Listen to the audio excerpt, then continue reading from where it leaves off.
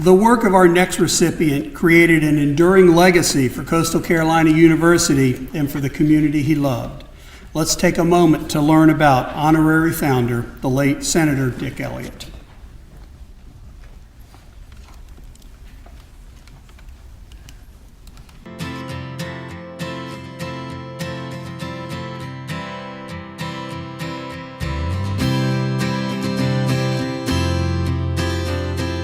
Life is all about friendships and relationships, and Dick Elliott built those. Let me begin with golf. When you sit in a golf cart 37 years on Sunday afternoon, you learn a lot about a person. Many times on the golf course, he would get a call on his cell phone while we were playing from the constituents. And he would take the time, would stop, and he would take the time to talk to that person. This is what he did.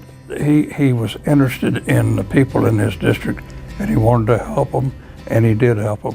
I understand his mother realized that Dick was very smart and had some capabilities, probably beyond what he was doing in school. So she ordered a set of encyclopedias. And the story is that he would drive the tractor, and then he would find a tree, and he would stop and read his encyclopedias. So he was always interested in education. Most of the time when I went to the House and Senate, it was not a lot. But when I did go, I always liked to sit up in the balcony and just watch him, see what he was doing, watch him read the legislation. He read the bills. He knew what was in them. And some of the senators say that they would go to him and say, well, Senator Elliott, I know you've read it. What's in that bill? How do we need to vote? I can just remember one of his favorite slogans was always, well, let's just pull up a chair and talk.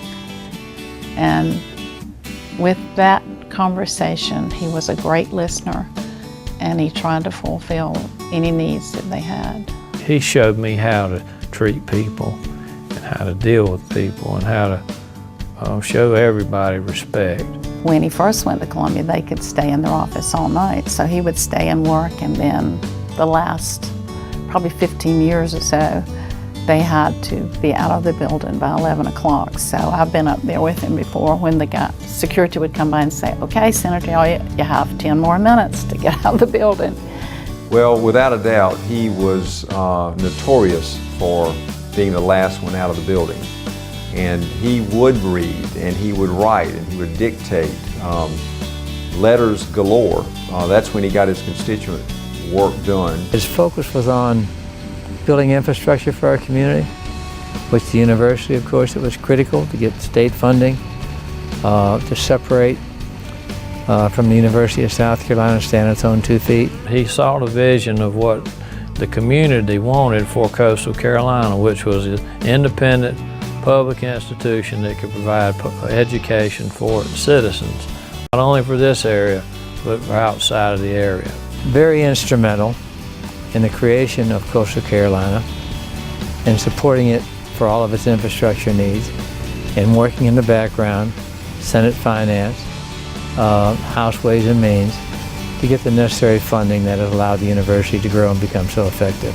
Around May 14th, when Carol Kimball came to Coastal Carolina to sign the bill, Dad was there, and again was very proud of that moment. That's one of the great early memories of what our delegation working together with Dick's leadership, knowing a lot on how to do these things, was able to get for us. Senator, you have made your state proud.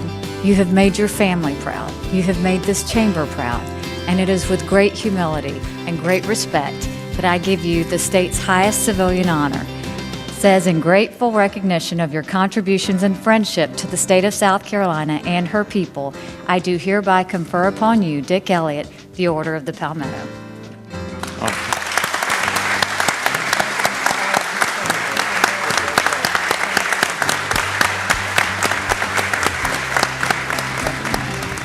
If they needed him, he was there. And in the last month or so, since we have actually lost him, so many people have stopped me and said, I want to tell you how he helped me. He really was my hero. I respected him greatly. And behind the scenes, I saw how hard he worked for other people. and he gave up a lot, and he didn't ask for anything in return. He just wanted to make people happy, and that's what he tried to do. Dick never looked for recognition. He wasn't one to take the bow. He was always working in the background, always getting things done. I would say Dick would probably be embarrassed that he's being recognized. Very humble man. I know his family's very, very proud. He has had the right mix of tact and persistence, forcefulness, but also a civility about him that I think makes this honor perfect for him. Speaks well of his legacy, but also for what he's done and what Coastal Carolina meant to him. I really appreciate the university having thought that much of him and his service and how they felt that he helped the university through the years to honor him in this way. But as his son, and on behalf of our family, it's truly a great honor for him to be recognized for his years of service, for what little role he may have played in the growth of our great university, Coastal Carolina. And I know he's looking down on us at this time and very proud of our university, our board, our founders, and the students at Coastal Carolina.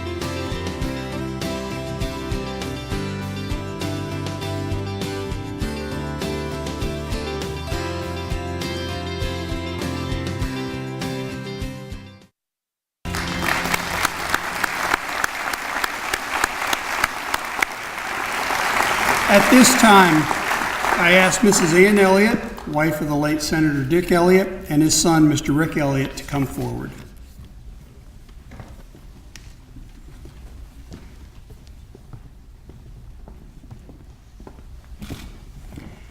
For his commitment to the highest standards of excellence as a businessman, civic leader, and an advocate of higher education. For his long and distinguished service as a state lawmaker in the South Carolina House of Representatives and the Senate. For leading by example, demonstrating his personal and professional integrity in public service and in his professional life, it is my distinct privilege and honor to name the Honorable Dick Elliott, a founder of Coastal Carolina University.